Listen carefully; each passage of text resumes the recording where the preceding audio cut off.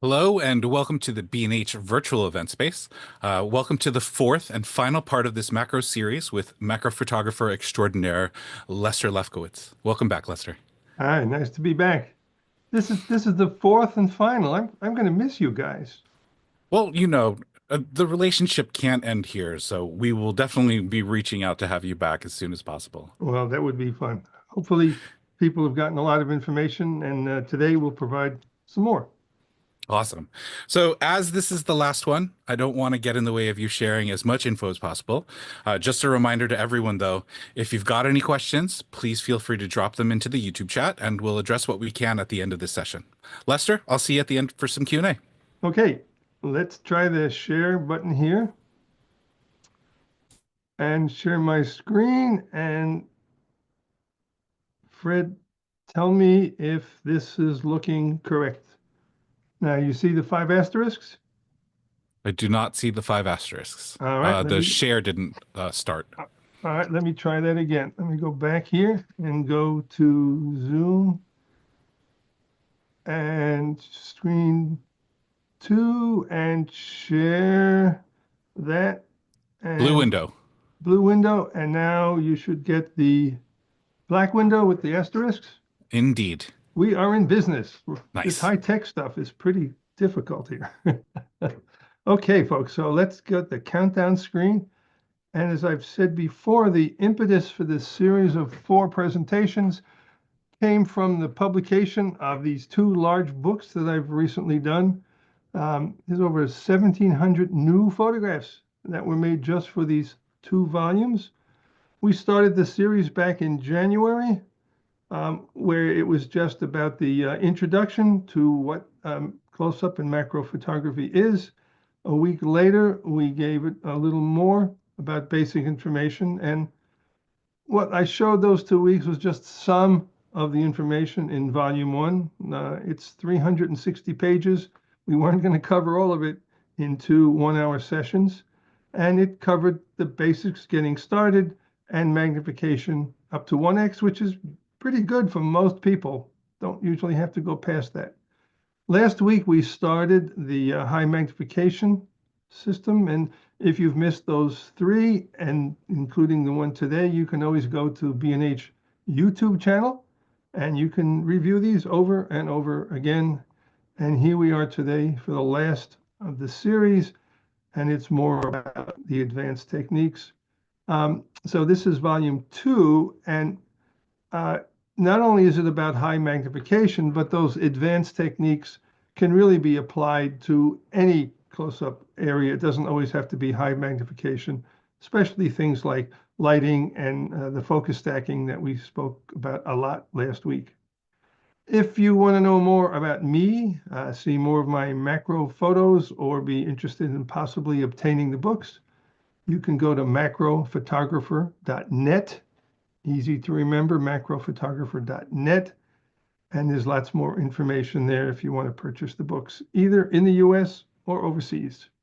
So the first 2 weeks, we talked about 3 ways to get close, and that was for magnifications up to 1x. And for a lot of people, that's really quite adequate. But since we're in the advanced world here, now we're going to talk about 5 ways to get even closer. And now we're talking about magnifications up to 20x for little tiny things. And 20x is about the limit where you can still use a camera. After that, people tend to be using microscopes, but 20x is pretty high magnification.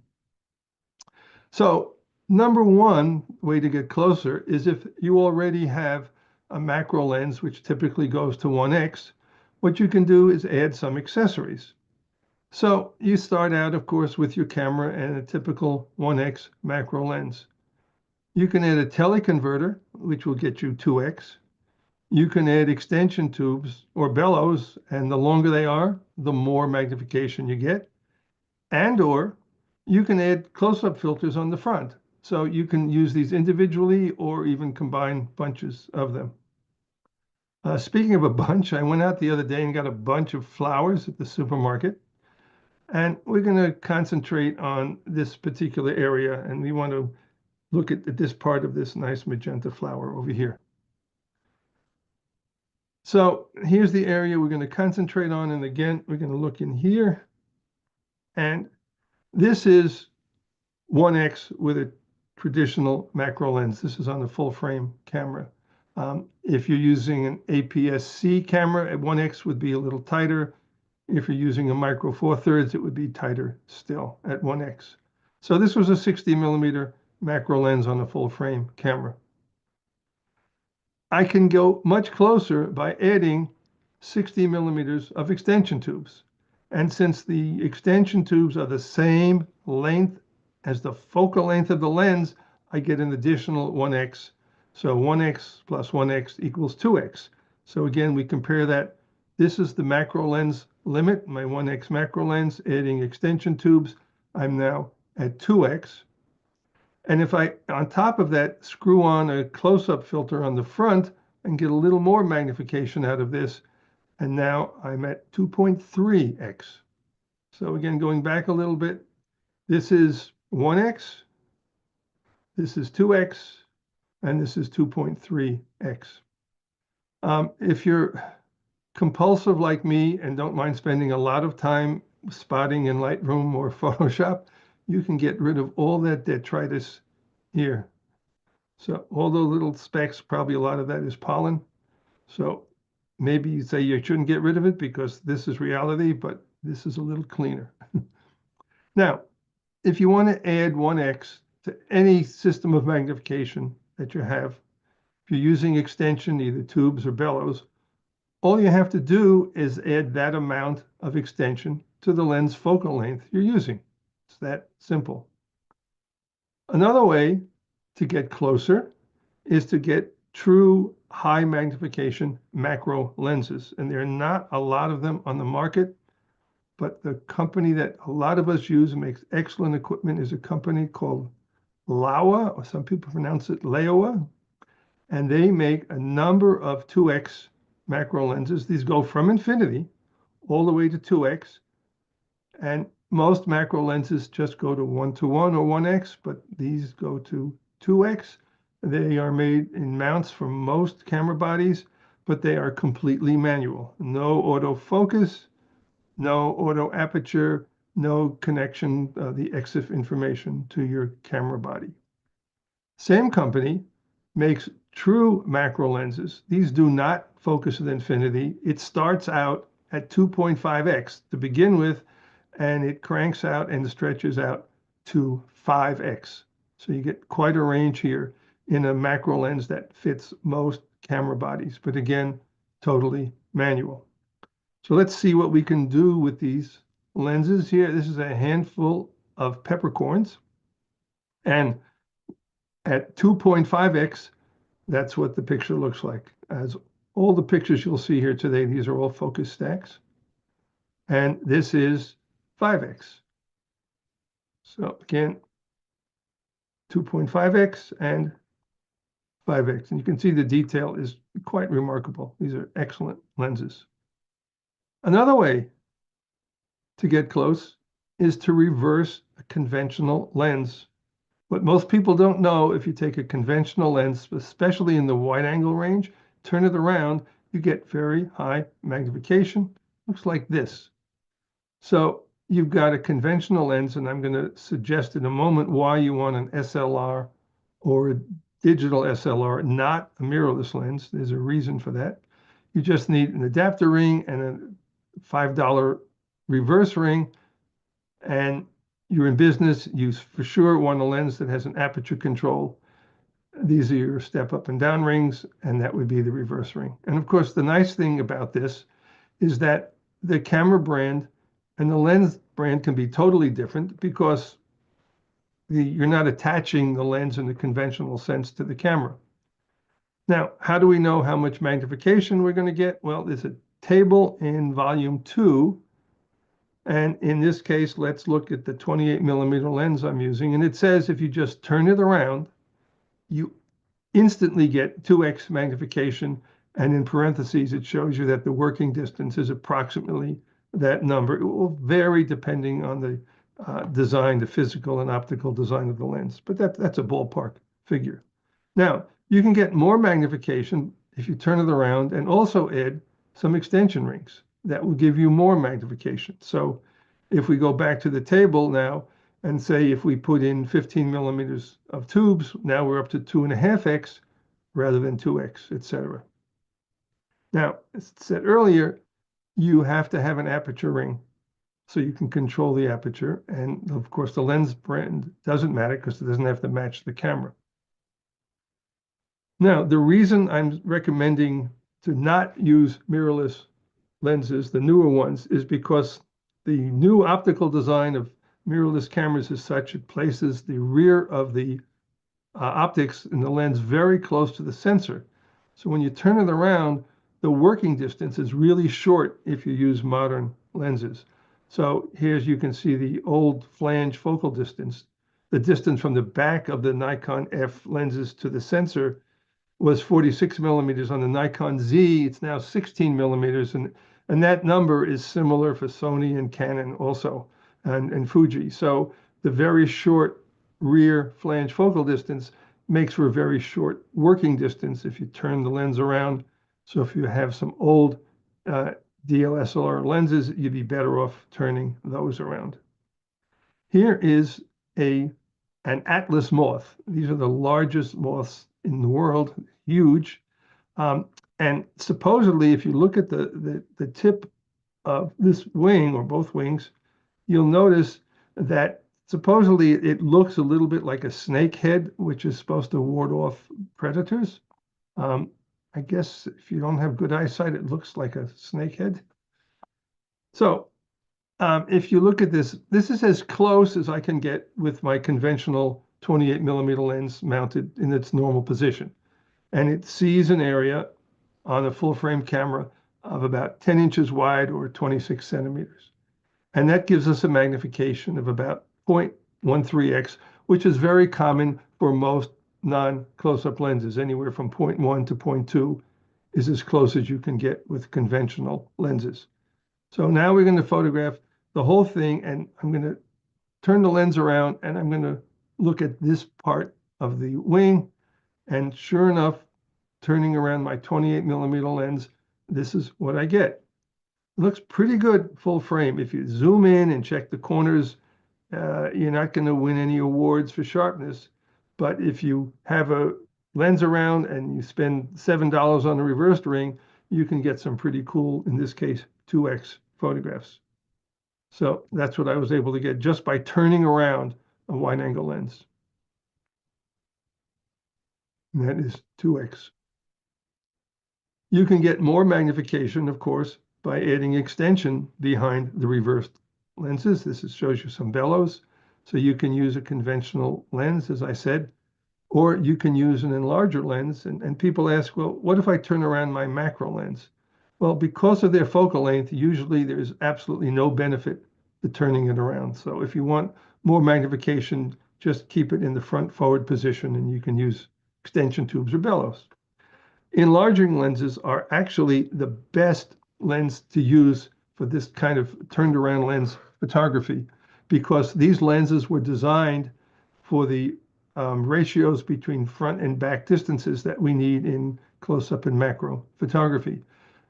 Very popular lens I use and many other photographers use are the L-Nikkor, the enlarging Nikkor lenses. They are no longer made, but there's lots of them available in the secondary market because thousands of people have given up their darkrooms. If you go this route, get the f2.8 version, not the f4. Others made by Rodenstock are also very good. There's a whole bunch of lenses, enlarging lenses that people use for very high quality close-up and macro photography. And as an example, this is a very nice purple hopper grasshopper. And we're going to look at the fascinating detail in the wing structure over here.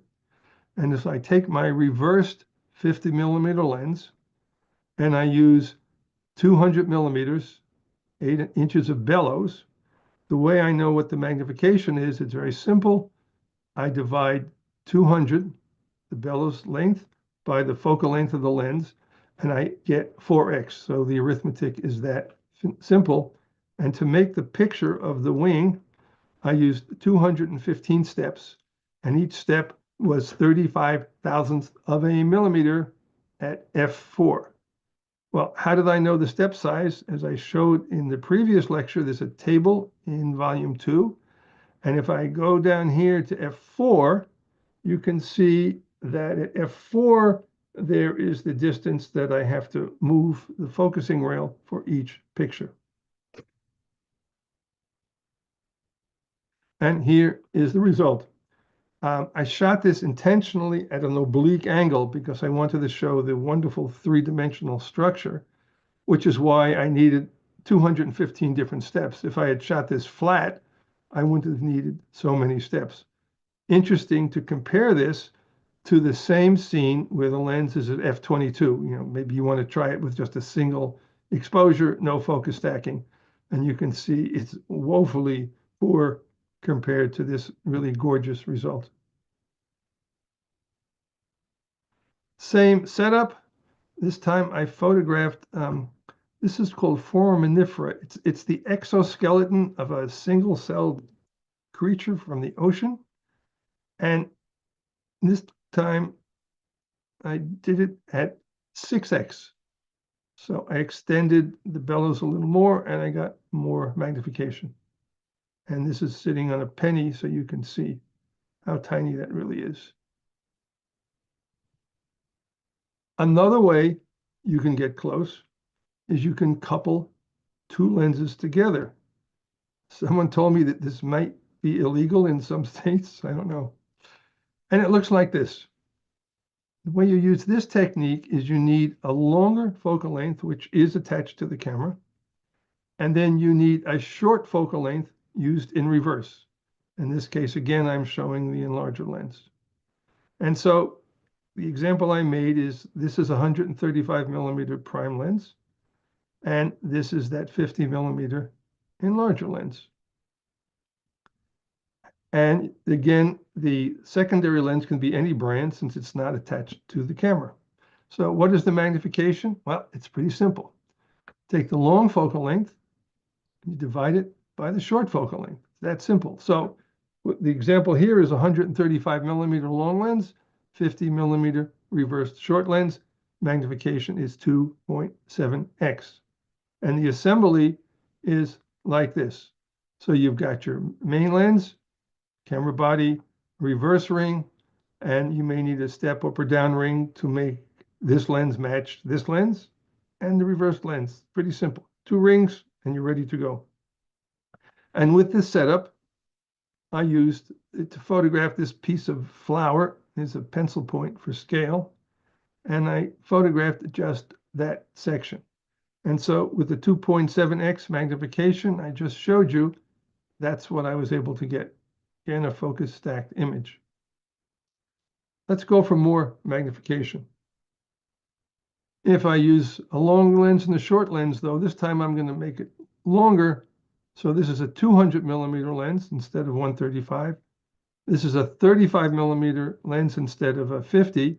And so I get even more magnification, 5.7x. And so that's the 5.7x picture. And to show you how good this is, if I just crop this picture a little bit, you can see the pollen grains here look really, really good. Yes, some sharpening in post-production was applied, but I think in the end, it made a really good picture. By just using 2 lenses that I happen to have, this is not a macro lens. And then the 5th way we can go, and this is usually where we get much higher magnification. And let me say right now that if you've never done high magnification work before, you should probably not be starting here. You might want to start in the range I showed you, 2, 3, 4, or 5x. People tend to use microscope objectives when they get above 5x. Although you don't have to. You can still use reversed enlarging lenses above that. So these are what typical microscope objectives look like. And the main reason we use them is this. They have relatively large apertures compared to camera lenses. And if you remember from last week, as you increase magnification, you get more diffraction. And if the lens starts at a small aperture, the diffraction is even worse.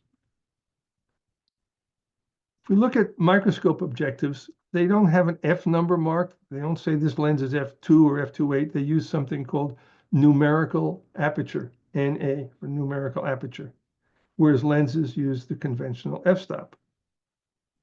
So if you have a 5x microscope objective, that's NA 0.14, which is typical, that's equal in terms of light gathering power to f3.5 on the camera lens. If you have a 10x objective, now that's going to be equivalent to f1.8 roughly on a camera lens, and 20x, which is usually the strongest we use, that's equal to f1.1. Now you may say, well, I have this 50 millimeter f1.2 lens with really shallow depth of field. It's f1.2. Why can't I use that reversed? Well, you can, but the pictures will not be very good. Those lenses do not work well reversed at all. Your results will be something, but you probably won't be happy. So let's talk about this thing called effective aperture. Talked a lot about that last week, because the aperture you get is not what's marked on the lens, but it has to do with what happens when you magnify. So here is the simple little formula that we use, that the effective F number is equal to the marked aperture on the lens times the magnification plus 1. It's that simple. So let's say we want to do 10x, and we have maybe an enlarger lens. We want to use it at f4. I'm going to shut it down one stop from wide open so it's nice and sharp. And so if you do the arithmetic, the effective aperture is f44, which is not good because you're way into diffraction softening territory. But if we do the same thing with a microscope objective, here the microscope objective has an effective aperture at f1.8 rather than f4.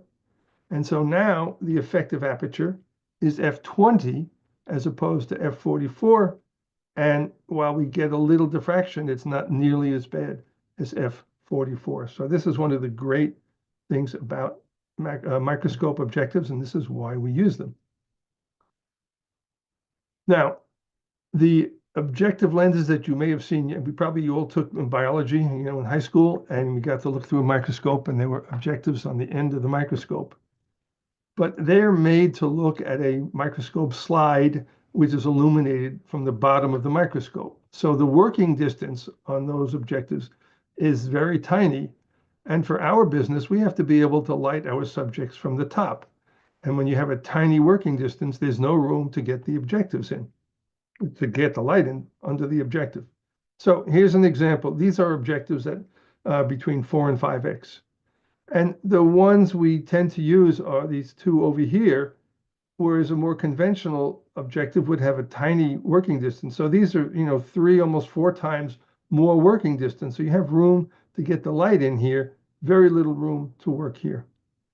If we go to 10x, it gets even worse. Here you have 4 millimeter working distance. Here you have 34 working distance. So this is 9 times more. So these are common objectives that we use for macro photography. These are just too close, too tight.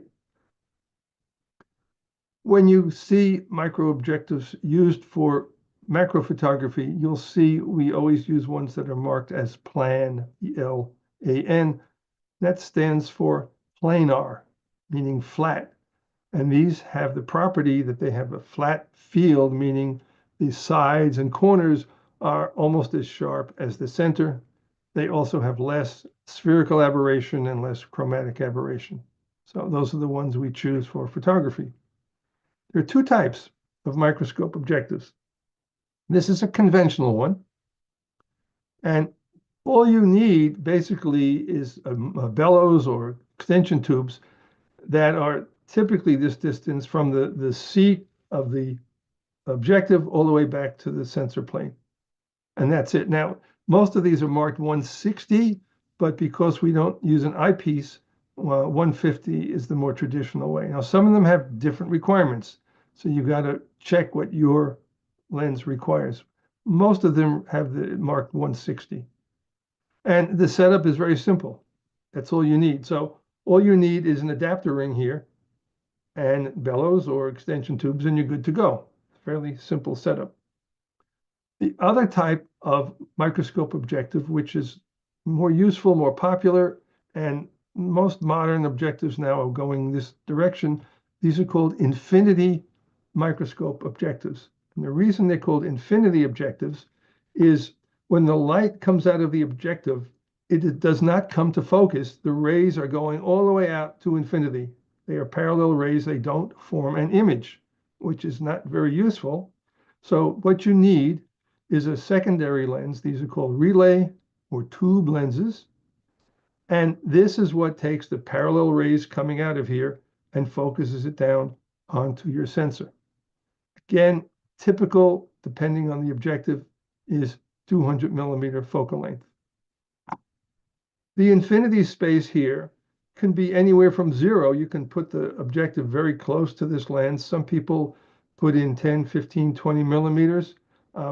If you want to put something in here like a polarizing filter, this allows you to insert something here without messing up the image. And then you just need the focal length of the relay lens to form the image on the sensor. Now, it looks simple in the drawing here, but to put it together, all the pieces look like this. Now, the reason there's so many pieces, these are mostly adapters. So you have an adapter from the camera body. This is an M42. Then you have M42 tubes. And then you've got the relay lens. The relay lens is stuck right in here. That's number 6 over here. And what's nice is you can use a Raynox close-up filter is what we usually use on the front of a regular lens to do close-up photography. Turns out that the Raynox is perfect for this purpose, and it's very inexpensive. I think you're talking about $60 or $70. And it just needs a lot of different adapter rings to make the connections here, but it's a great way to get a relay lens at relatively inexpensive, and it's very, very high quality. If you don't want to deal with all these adapter rings and you have a long focal length lens, then it's really simple because you just need a lens that is 200 millimeters, a microscope objective, and you just need the adapter ring right over here, just a single ring. Now, in fact, this doesn't have to be 200 millimeters. If you have a shorter lens, you'll get, let's say this is 10x, then you might wind up with 8x. If you use a 135 millimeter lens, you might wind up with 6 or 7x, but it's still optically okay, just lowers the magnification.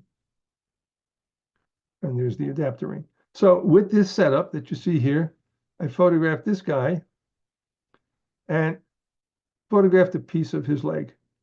And this is what it looks like at 10x. Again, a focus stack at 10x. It's amazing what it looks like when you see it life size, or in real life, I should say. It's pretty amazing. And this butterfly, this is not a butterfly, it's actually a sunset moth, very colorful. At 20x, with this setup I showed you, that's what it looks like at 20x. This is not easy to do, and I don't recommend you start out trying to do this initially. But with the right technique, you can get beautiful photographs like this.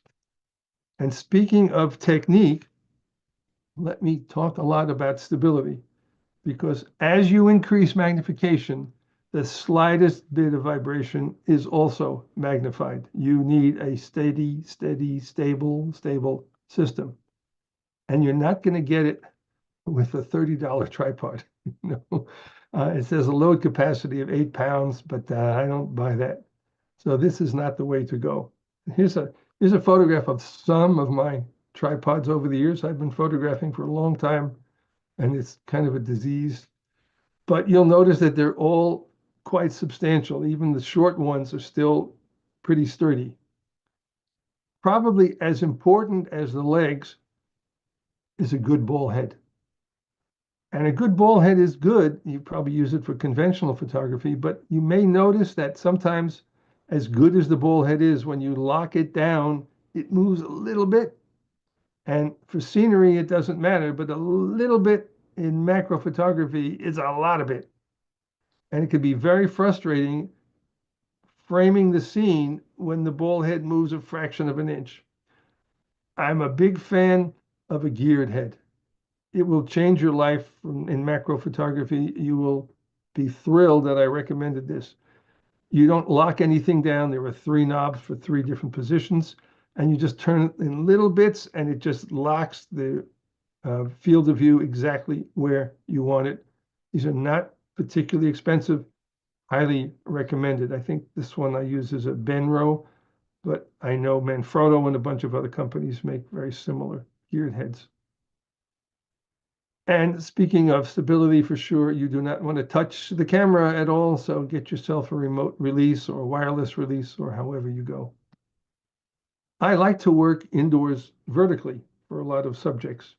And a lot of the so-called copy stands that are made are not sturdy enough. They're kind of flimsy. They're made for copying documents where you're not using high magnification. But when you start using them for high magnification, they're just hard to position. They vibrate. This system I came up with cost almost nothing, and it's super sturdy. It's a 3/4 inch pipe from Home Depot. It's got a super clamp from B&H, and you attach your ball head. And this is a very, very sturdy system, very inexpensive. It's just on a nice thick wood base to add some stability. High magnification, if you're doing a subject that's not moving, although you can even use it for live subjects, is to use the focus peaking features that a lot of modern mirrorless cameras have. And when you turn it on, these red dots here show the points that are in focus. And in fact, you can change the color on most cameras. And so you know that at least these pieces are in focus. And it's very, very helpful if you want to see where your beginning and end points are, for example, in a high magnification focus stack. So going back to what we did earlier, if I want to check where I should start my focus stack, on the back of the camera, not only do I use the focus peaking, but I use the zoom in feature, and I can check my focus there, and I can say, oh yeah, that looks pretty good. This is where I'm going to start my focus stack. And that's the area I check on. Then I want to know if it's going to be sharp in here. So again, I can zoom in before I take the picture. And yes, I can just see it's sharp in there. And so I'm good to go. I know where my beginning point is sharp. I know where my end point is sharp. And I get the final picture. Now, what's interesting is if I look over here, you can see I did not start. I started too late. I should have started back a little further because this pedal over here ain't so sharp. Whereas the one I just checked on was this one. So take advantage of those focus peaking features in your camera. They're very helpful to the macro photographer. I mentioned a number of times now that vibration is a problem, and let's look at sources of vibration that you might encounter. If you're using a digital SLR, when the mirror flops up, it shakes the camera. And so if your camera has mirror lockup, definitely use that. Very high magnification, a mechanical shutter moving quickly and then stopping causes something called shutter shock. Now, you never see this at low magnification or conventional photography, but it is an issue when you're starting to work at 10x, so to speak, and above. And so definitely use the electronic shutter if your camera is so equipped. For sure, you're the one who's probably going to cause the trouble. So let's say you're on a focusing rail and you turn it, and what you've got to do is wait for it to settle down before you make an exposure. So you turn it a little bit, wait a few seconds, then go click with the remote release. And for sure, you do want to use a remote release. Now, if you're outdoors and you're using flash, then these are not a concern because the duration of the flash is so short. But for available light, these are things to be concerned about. There are other sources of vibration you may probably never thought of. If you're working indoors, appliances like this absolutely will cause some vibration that you will start to see at 20x or lower. Somebody walking in your apartment, in your house, in the next room, or you walking while you're doing this is going to cause vibration. I live in suburbia, but when a big delivery truck goes past my house, I can sense it. If you live in an apartment near an elevator, are you aware when the elevator stops? It's going to shake your picture. If you're doing delicate things like flowers, airflow is going to cause problems. And if you're unlucky, you may have to deal with something like that. Can't help you there. Let's talk about lighting, which is important for all types of photography, maybe physically a little more difficult in close-up work. The cheapest form of light is natural light. And while I'm usually not a fan of direct sunlight because it's kind of harsh, here's a shot of a feather I set up on my desk. You can see the camera is sitting on a focusing slide, and that's the picture. Very easy to do. You've got to work quick. The sun is moving all the time. And at the same time, I cranked up the magnification and did the main section of the feather. So very easy to do, just window light, bright, strong window light. Different part of my house in the kitchen, set up like this. Again, camera is on the focusing slide, and now the light is coming behind the flower, and you get a nice semi-silhouette this way. Or you can go to the other side of the room and have the light come into the front of the flower and get a different rendition. So here is semi-backlit because the flower is translucent, or you can work from this direction. So just by moving things around using natural light, you can do a lot of photography. But very often it's inconsistent or not available, and we are very fortunate today to have a huge number of LED lights in all different sizes and flavors, and relatively inexpensive. And the nice thing about LEDs is that they're not hot. I grew up in the realm of hot lights, and it was always a problem because very often they would wilt your subject. You do not have to worry about that with LED lights. And I learned a long time ago, someone I guess told me this when I was starting. They said, Lester, always try to work with one light. Now, this was not macro photography, it was conventional work, but that's a lesson I learned well. So here's an example. This is a mineral specimen, and it's just one reflector flood, from the home center store, and a white cardboard so the shadows aren't too harsh. And there you go. It's just that simple. It brings out the texture of the light. That's why the light is coming from the side. And it's easy to do. Now, another situation where the subject is large compared to the light, which is relatively small, and even with a white reflector board there, the results are kind of harsh. And it's because the light is small in relation to the subject.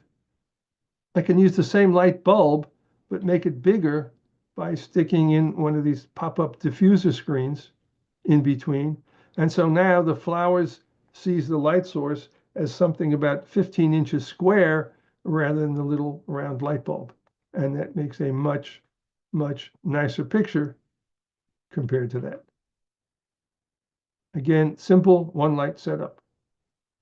Here's another one light setup. We can thank our dog for finding this, I guess it's a deer vertebrae, deer spine in the woods, and it's a one light setup. Now again, single light is going to make something that's pretty harsh.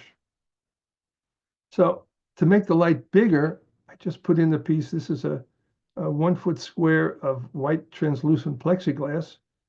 And so now look at the difference, because the light source is effectively 1 foot square rather than three inches in diameter.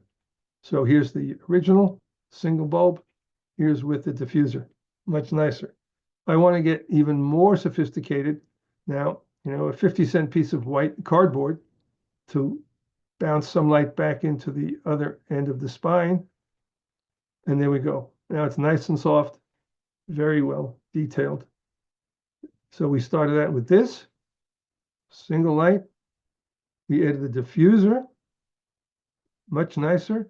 And if you want it even softer, you can do it that way.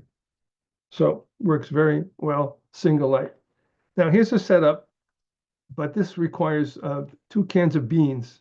And I don't think B&H sells the cans of beans, but they do sell those little LED lights that are very, very popular for video work. And so this is a piece of polished agate, and it's just sitting on again, a piece of white translucent plexiglass, one light, and look at the results. It's just gorgeous. Really, really beautiful. Very simple to do with one light.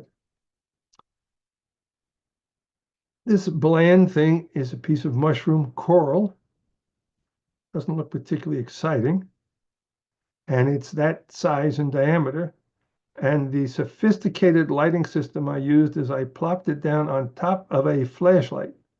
That's it. That's the lighting system. And believe it or not, it made that picture. So I try to work simply with whatever you have around. So there's the lighting setup, just a 3-cell flashlight, 3 AAA batteries. And there is the resulting picture. Now, this is a little more sophisticated. These are 3 lights, believe it or not, from IKEA. They're on bendy arms. And I wanted something a little more dramatic, a little more edge lit. So with these 3 lights on this beetle specimen, I made this picture.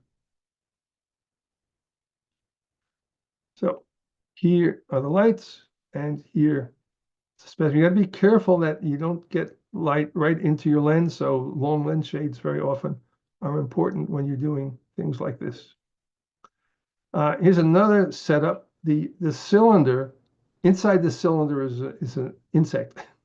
The cylinder is some food container from the supermarket that's made out of this white translucent plastic. And so my 2 reflector flood bulbs are just lighting up the plastic so it kind of glows all over inside.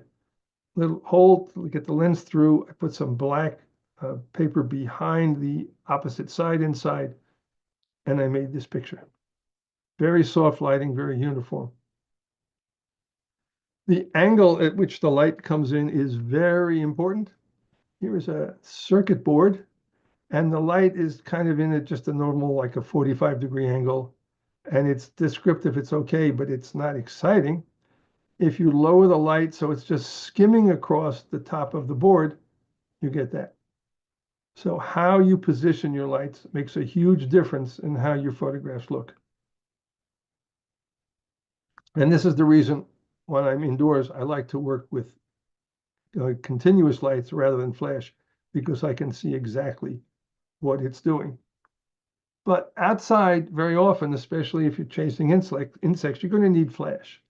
And if you've never done this before, here's a rig I think you ought to get.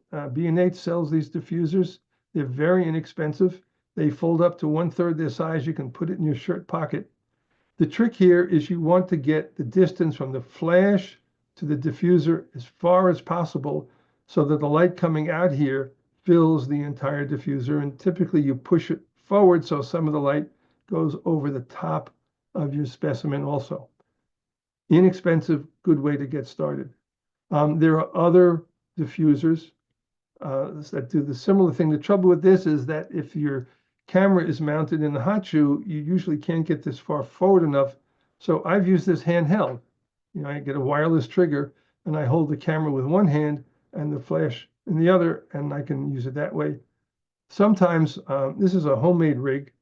The only homemade part is the handle. These are all standard brackets, and this is a little ball head. And what's nice about this is it lets me tilt the flash in the position that I think is more advantageous for a particular type of subject. Homemade diffuser out of foam core, and the fancy diffusing material is paper towel from the kitchen. Another type of flash that some macro photographers use are called twin flash. And the diffuser over here, this side is homemade and this side is commercial. But again, the whole idea is to get the flash larger so it's softer. And with the twin flash, you can position these heads anywhere around the circumference that you want. And here's a photograph that I made in Costa Rica. This insect flew into what's called a light trap. At night, they put out a sheet and put a light bulb behind it, and it attracts the insects. So that's the texture that you see behind here. This was made with the twin flash. This is a very popular lately type of flash diffuser. It's a big hood, and it makes very, very good uniform illumination. Some people like this a lot. It's kind of a no-brainer, so to speak. It just makes really good illumination for any subject. Kind kind of big and clunky a little bit. Usually you have to get the size for your particular camera body, flash, and lens focal length. And it does fold flat, but I find sometimes out in the field, it bangs into twigs and branches and things. So, but yet it works really well and it's become very popular. Ring flash is also something that a lot of photographers have used. Some people say it's too uniform, but a lot of the modern ones, it has two halves, so you can control the power from one versus the other side and give a little more interesting illumination. And here's a photograph I again shot in Costa Rica of this giant ant who's sticking his mandible over here into my friend Lloyd's skin. As I said, I like to sometimes work like this because I hold the camera in one hand. With flash, you don't have to worry about vibration. And then I can position the flash wherever I want. It's not stuck in one particular position. And here I am. You can see I've got the flash in one hand. In this case, the camera is not being handheld. It's on a bracket that's attached to a tripod leg. But I didn't have to move because the leafcutter ants moved in exactly the same path as they moved along this twig. And here is the resultant picture, holding the flash in one hand off to the left. So I get a little more shape, a little more shadow. And yet, of course, the diffuser is relatively large compared to the ants. And similarly, with the same flash rig, and this time the camera was on the tripod where I walked around this agave plant, and I just put the light in different positions and was able to get this really nice, interesting lighting just by moving it in different positions. The plant didn't move, the camera didn't move. I'm the one who moved my flash. I mentioned ring lights before, and some people think, it's against the law if you take off the ring flash from the lens, but it's not. And now you can do some interesting things with it. And here's a photograph I made with a ring flash, but the flash was placed behind and underneath the orchid.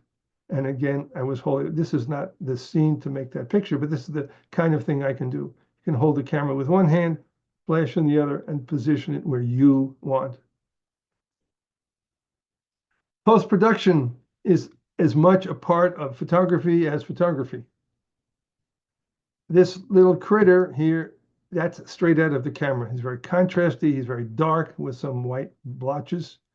And any software that you use for your pictures, you boost the shadows, suppress the highlights a little. It's a lot better.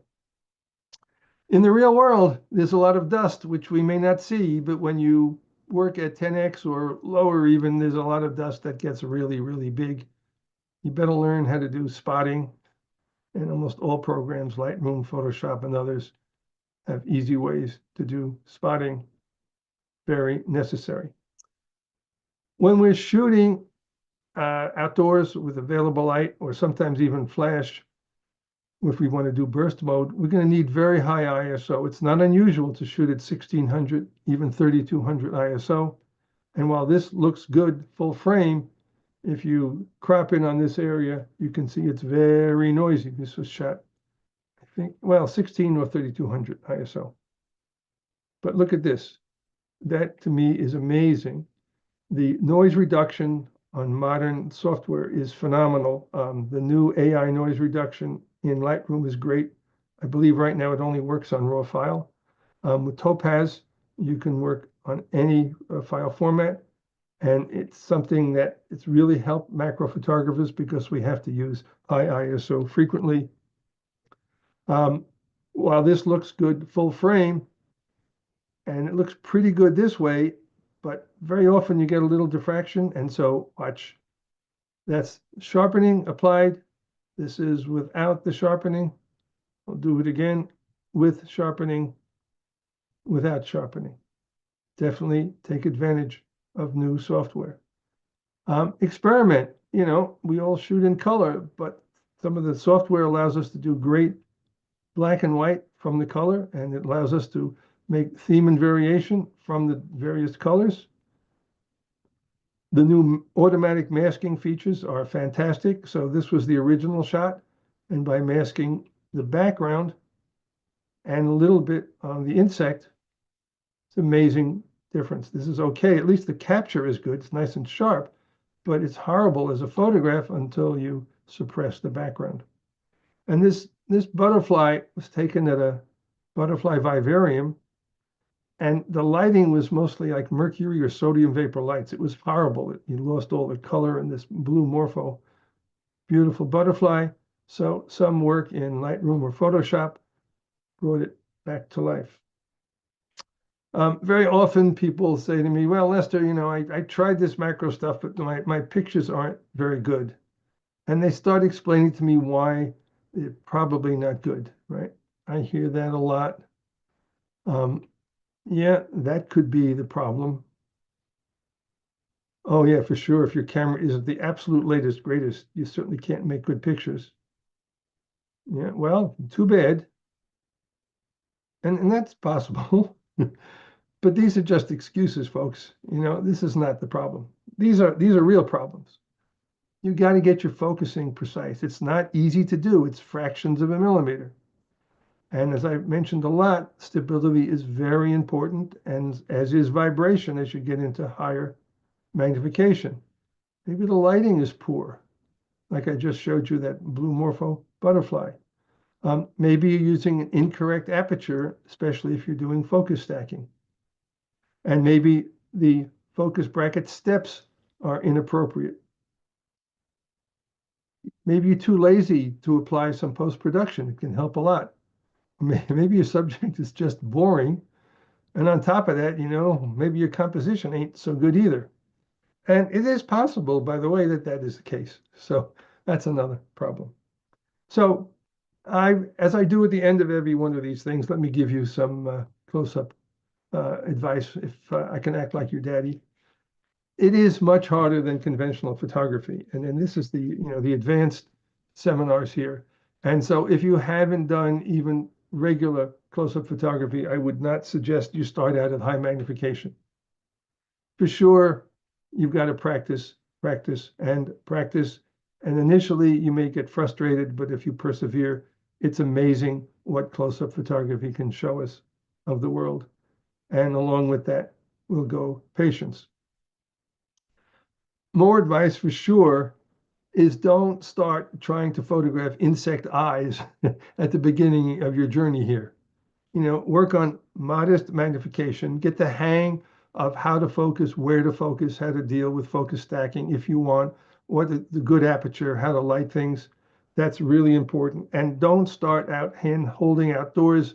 You might want to first initially try, want to go outdoors, fine, but use a tripod initially so that you're not trying to deal with how to hold the equipment and focus accurately.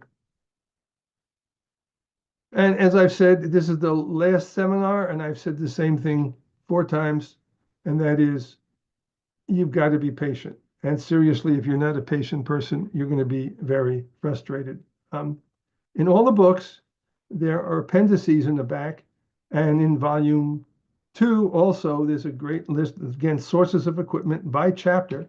So for example, we talked about extension tubes, and here's a list of all the manufacturers who make the kind of tubes I talked about in that particular chapter.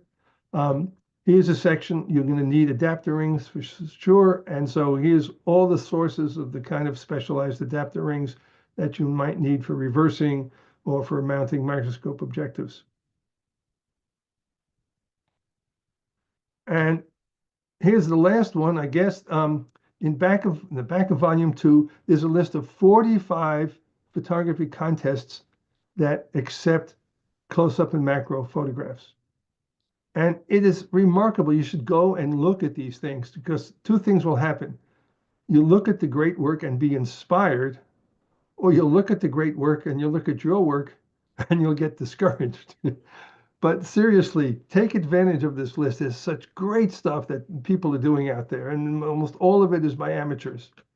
And also, there's in both volumes, there's a glossary of over 100 terms in each book. And if you're new to this business, you might find this very helpful because it defines almost every term that's in each book. So again, to end, if you are interested in my work or my books, you can go to macrophotographer.net.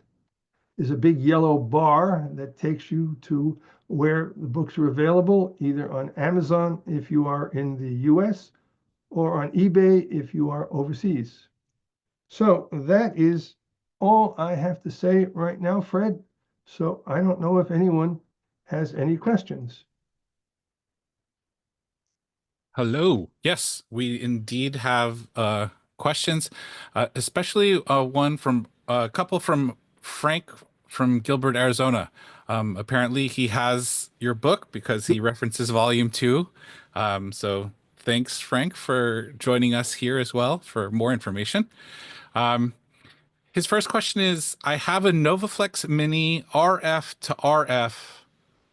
I'm guessing he means EF to RF for my R52 and EF 100 macro. Mhm. To use my non-macro RF lenses, will I need to purchase an adapter to reverse those lenses? Well, if you want to reverse any lens, you need a reverse adapter ring. Mhm. But once you've reversed it, it doesn't matter what lens is sticking out with its rear end in the wrong direction, because it can be any brand of lens. Mhm.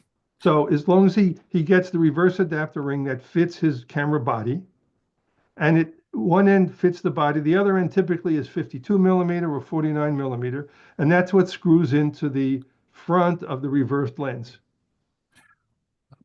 I so the question came in while you were doing your presentation, and I'm a curious cat, so I went into the B&H website to check out what would be available for him, and there are uh, reverse adapter rings at different filter sizes, so it Yes. can be specific to each.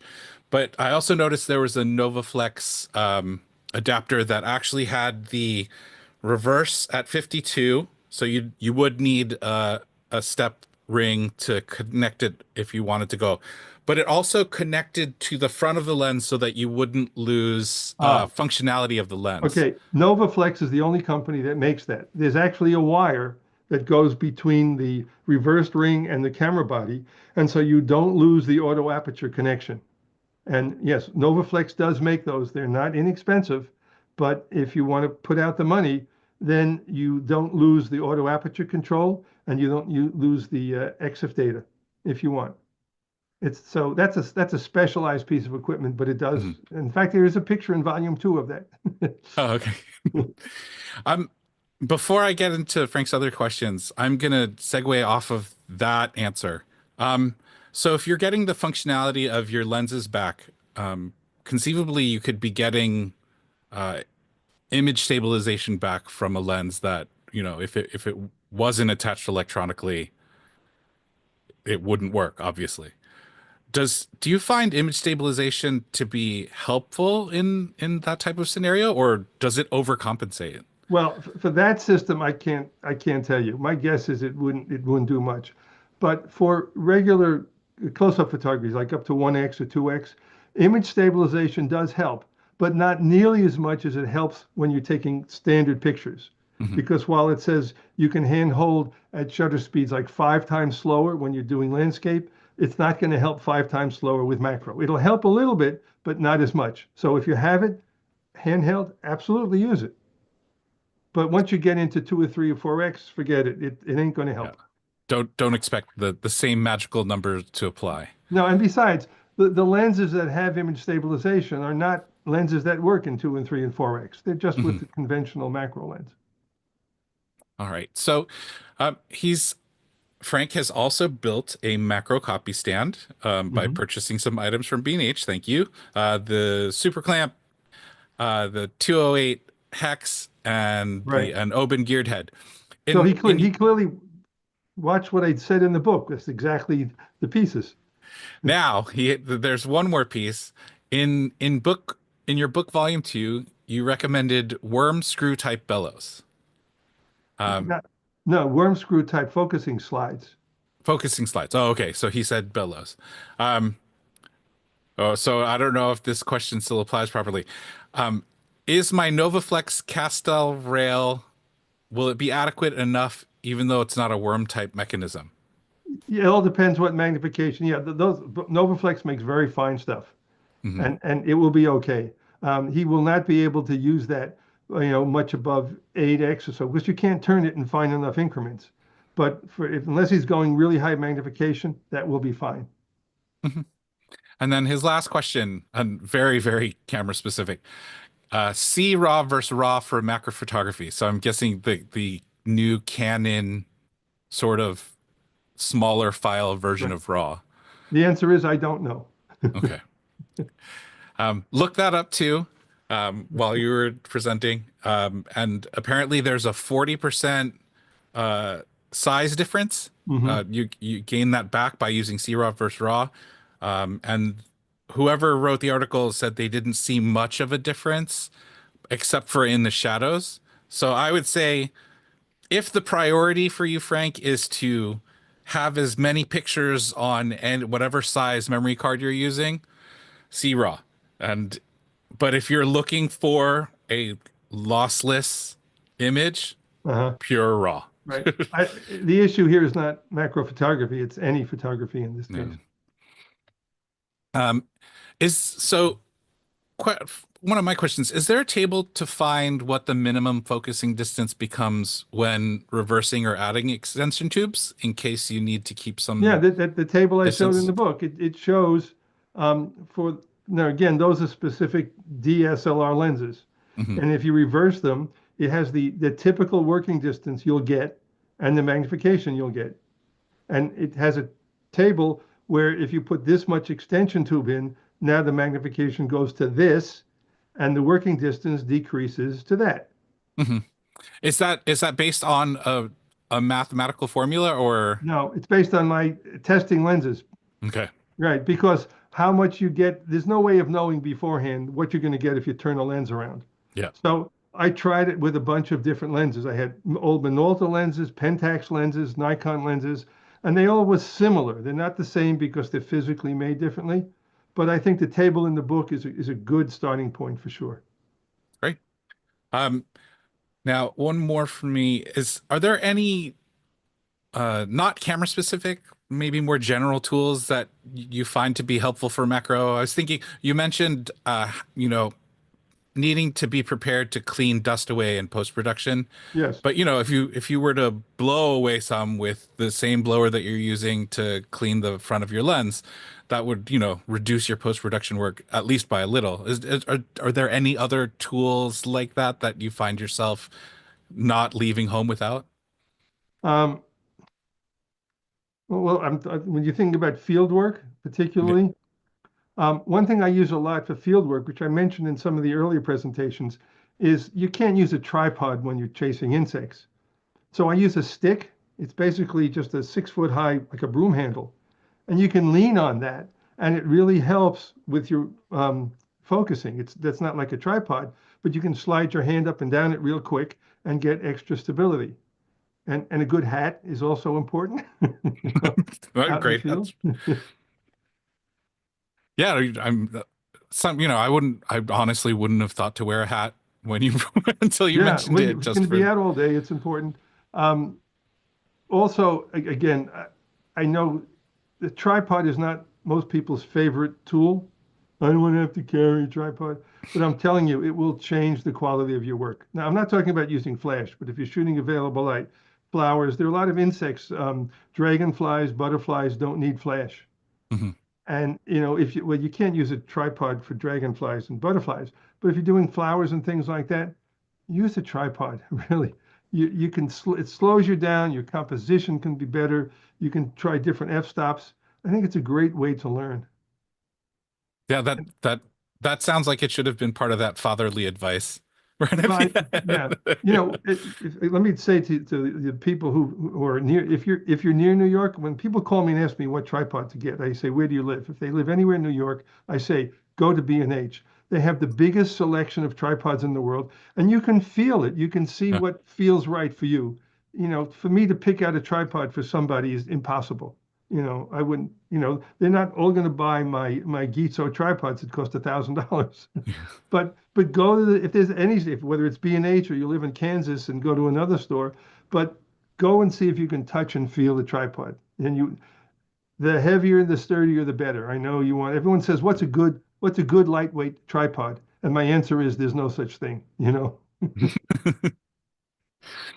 Oh yeah, I used to work at the store, and some people would come in with their complete setups minus a tripod, and just to test out which one would work for what they have. Which Mhm.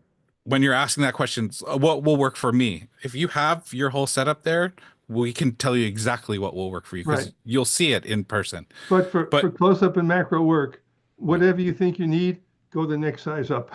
That's my recommendation. And even if you don't bring your entire setup to the store, it's B&H. We most likely have the camera and the lens that you're trying to pair up, so Mhm. we can put all that stuff together for you and All see right. if it works well.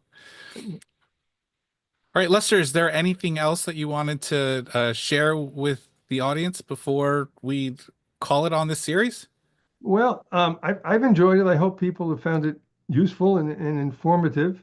Um, I guess, as I said near the end of this past one, start out modest, you know, or you'll get frustrated right away. Start out with just extension tubes or close-up filters, which are inexpensive.